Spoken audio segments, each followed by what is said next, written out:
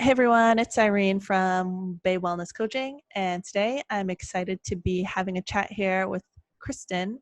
Kristen is also known as Rebelspud here on YouTube, and I'm going to be asking Kristen about her experiences tearing her ACL and MCL and the recovery process. So if you could share a little bit more, Kristen, about what kind of injury you had, that would be great.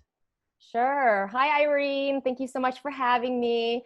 So maybe I'll start from the beginning of like how I tore it. So I tore my ACL and my MCL playing ultimate frisbee. It was my first club tournament ever. And basically I was playing some rad defense and I stepped into a divot and pushed off. And that was when I heard the crack. And when I went down, I was down and out basically. So usually I pop up right away, like the person I am, just pop up. But this time I was down, out, and my teammates had to just carry me up, like literally lift me and carry me up and put me down. And that was when I knew something bad happened. So yeah, immediately I got it looked at Were you able after. to drive home actually? I was in Utah. So I couldn't really elevate much during the drive back. So that whole drive back, it was really uncomfortable, but my teammates were the absolute best and just they were talking, making me laugh the entire time. So it was fine. Yeah. Did you have to take any painkillers during the trip before you got to get it looked at?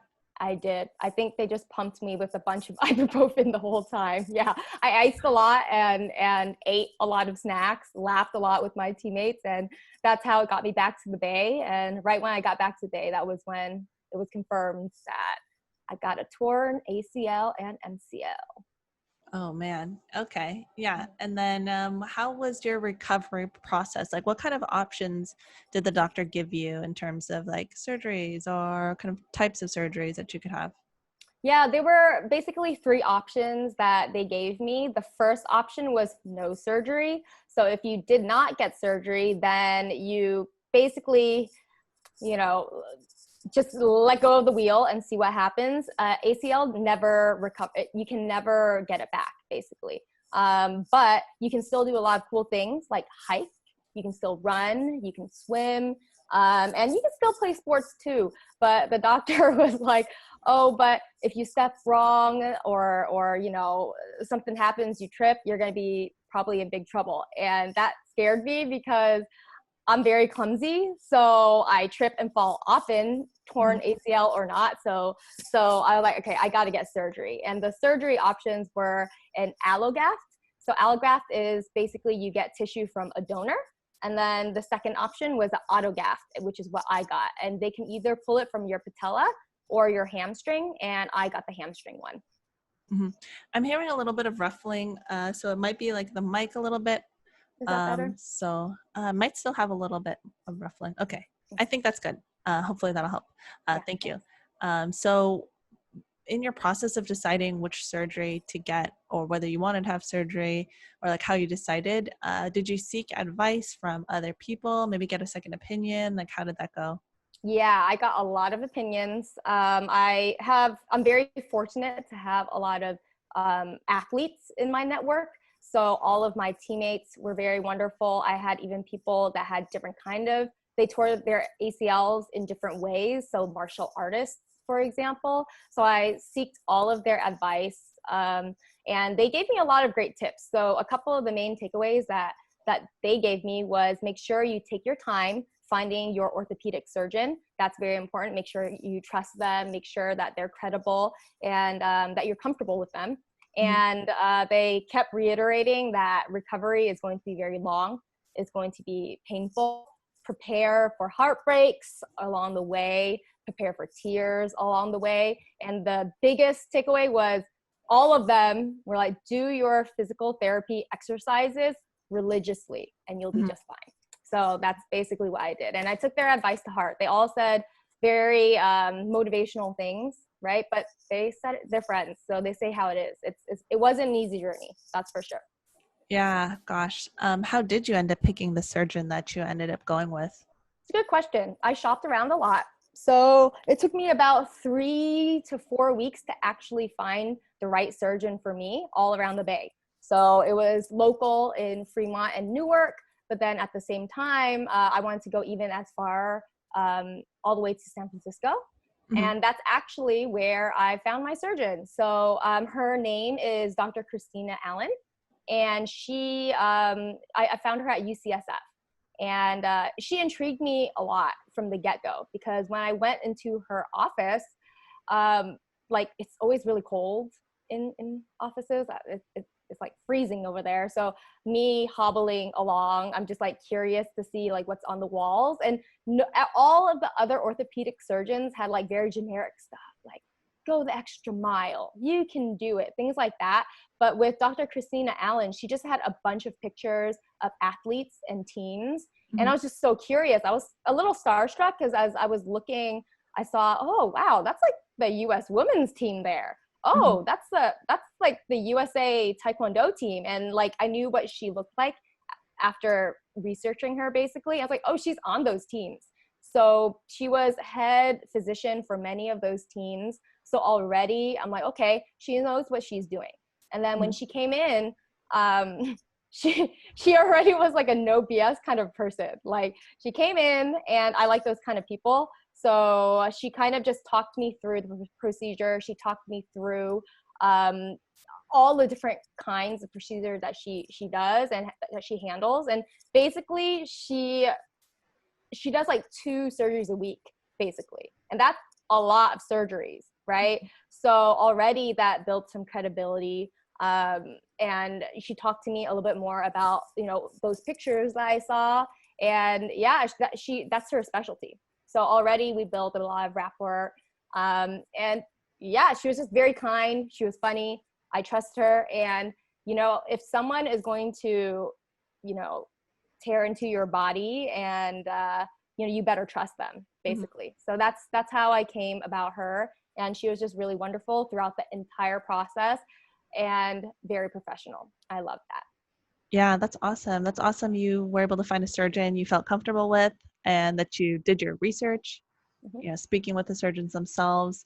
How was the surgery itself? Like, did you have to do anything? Do you remember doing anything to prepare for the surgery? You probably needed to get a ride there. I know we chatted a little bit about it before, but if you don't mind resharing that, that'd be really helpful.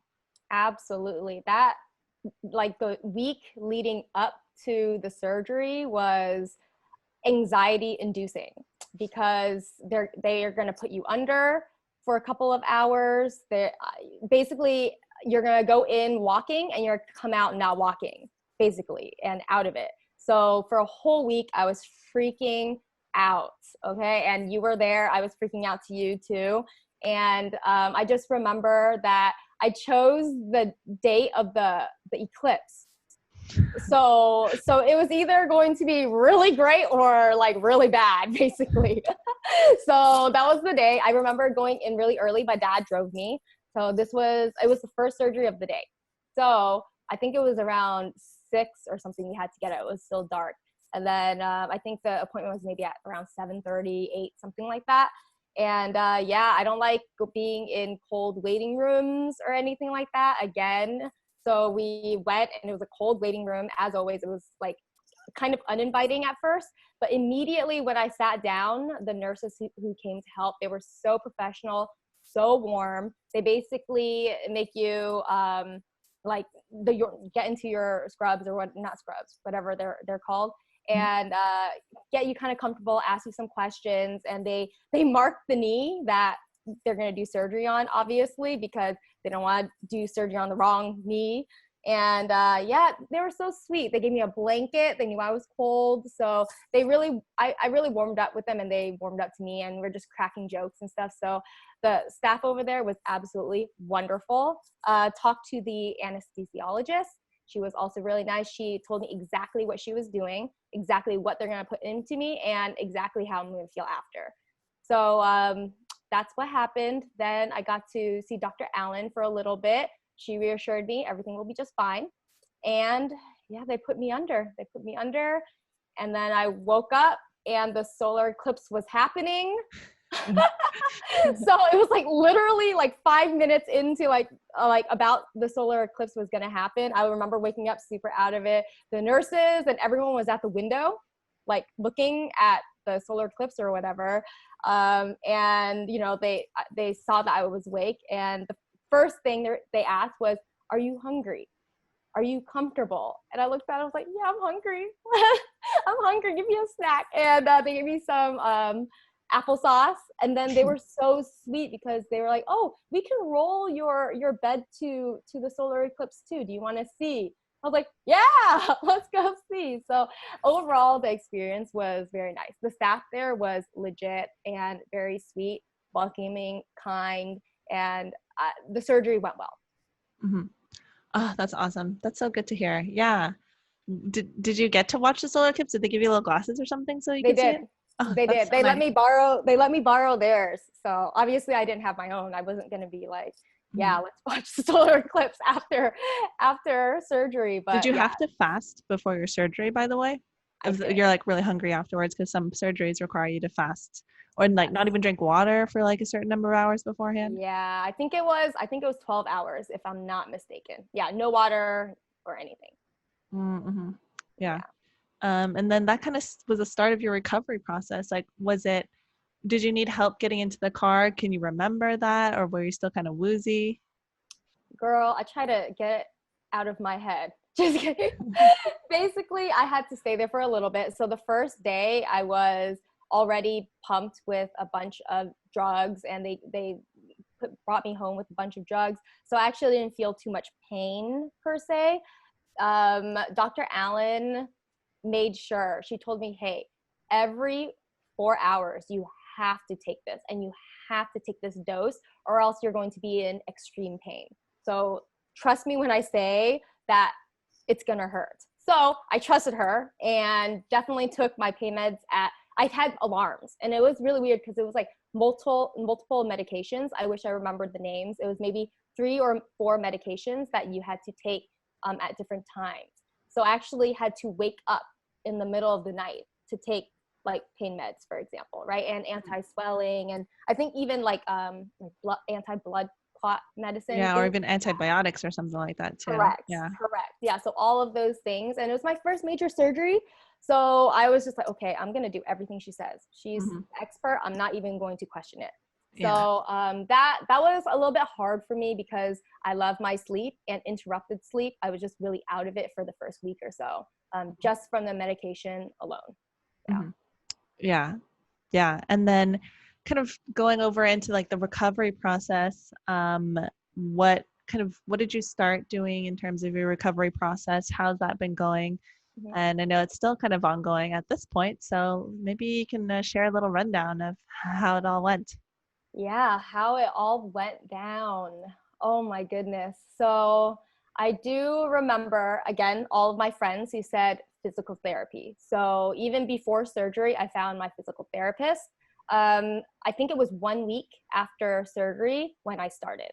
So the week leading up to it, though, I couldn't really do too much. I was bedridden. I couldn't even roll over. I was too scared to do anything. So I literally just sat there and just it was very weird for me, because I remember feeling like, man, the whole world is revolving, and everyone's doing some cool things, and I'm just stuck here doing nothing, drinking boba, like it was like on one hand it's like great, like you get to rest, and on the other hand you're like, oh no, like I'm a go-getter, I want to go out and do things, do cool things, inspire people, and I'm just stuck here. So Mhm. for me, the mental part was really hard, a really hard hurdle to go over, not necessarily the physical aspect of it.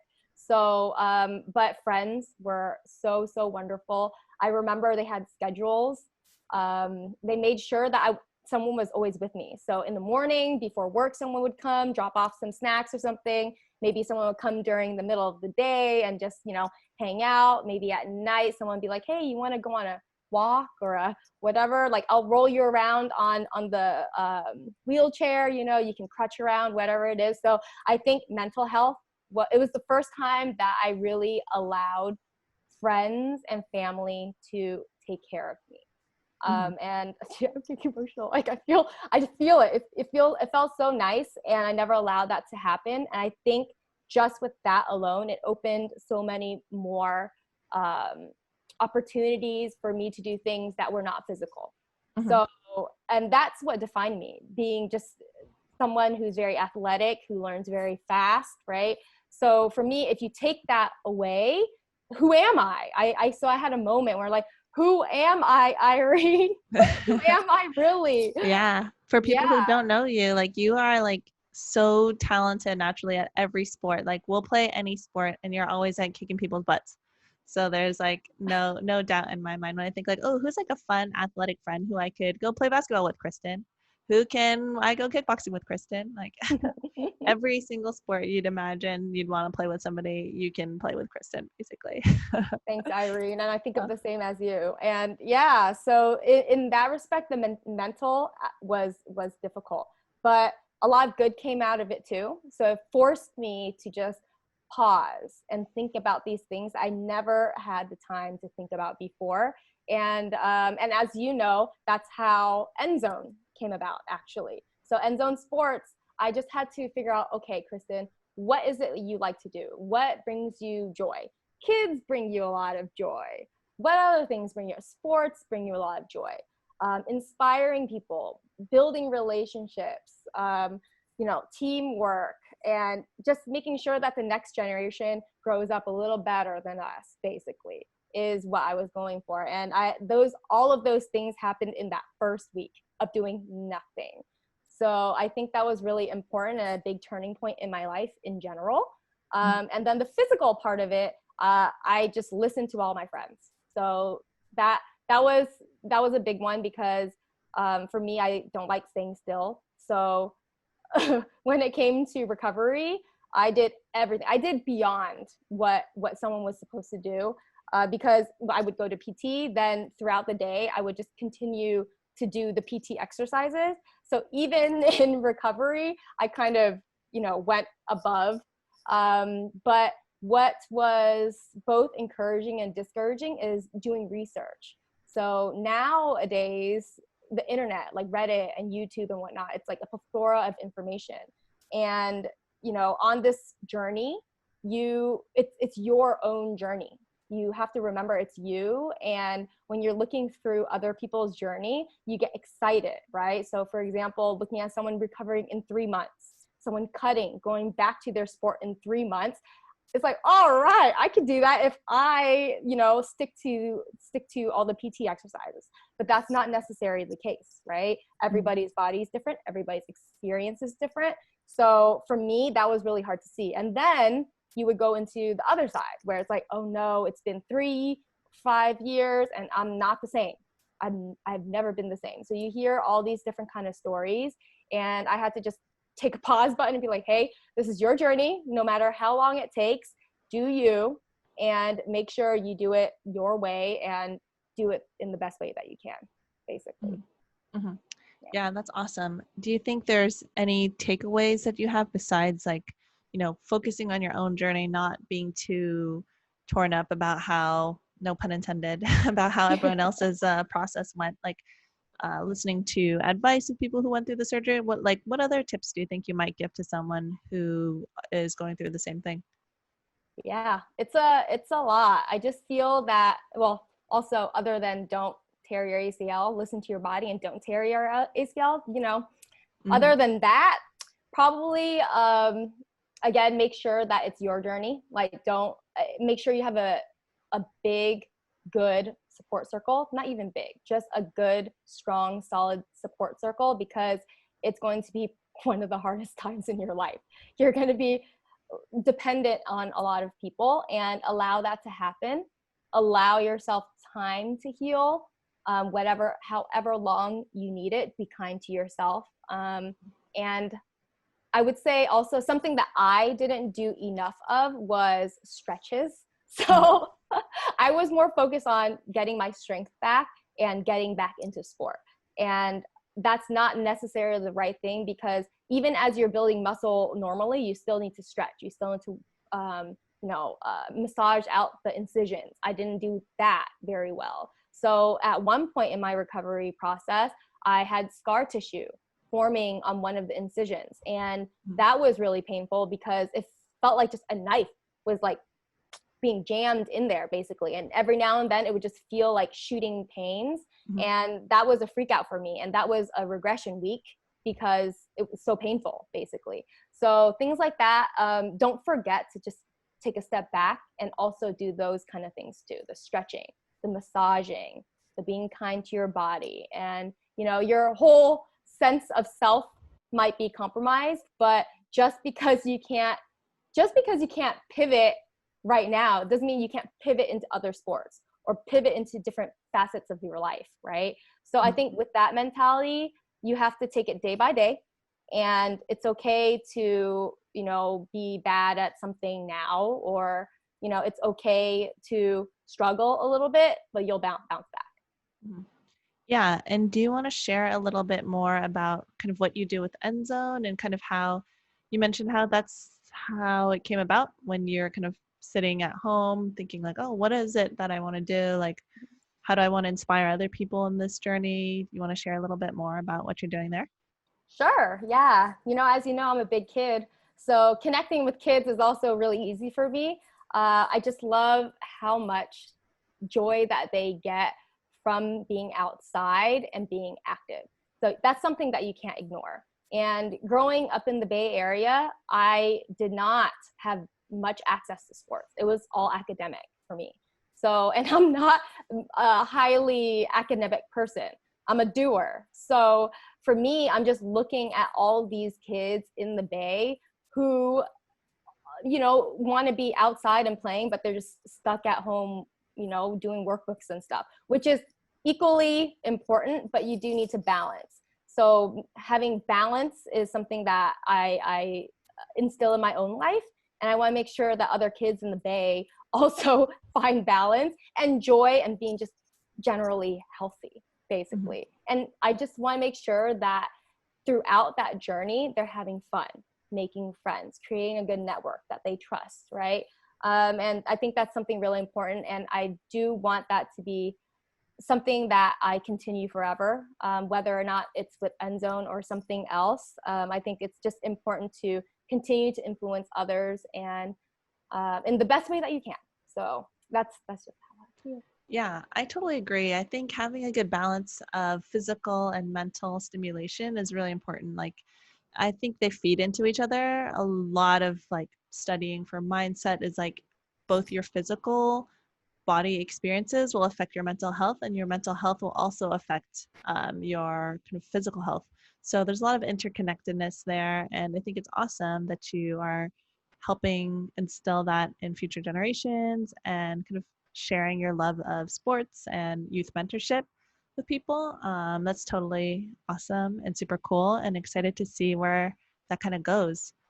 If somebody is thinking about watching this video and going to have their surgery or about to have their surgery, do you think there's any tips you might give? Like, if you something maybe you wish you'd done differently, is it mostly the massaging and the stretching, or is there anything else you might want to add, kind of wrapping it up? Yeah, that's a really good question. I mean, if someone did tear their ACL and they're about to go into surgery, I can imagine how anxiety inducing that is. Take it one day at a time. Take deep breaths, as I'm sure they've been doing. But I think it's important to remember what is important to you, other than your physical state. I think mindfulness of that is really important. So going into surgery, remember that no matter what happens, you have a good support circle. You have people who care about you. You have other skills that you can fall back on, even if the surgery doesn't go well.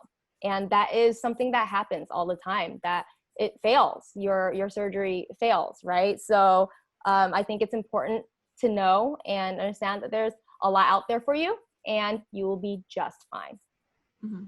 Yeah, I agree. I think if you're about to go into something really scary, it's good to like do some journaling about the things you are grateful for or things you're looking forward to that might not be related to the outcome of the surgery, or journaling about things that you've done that you're proud of.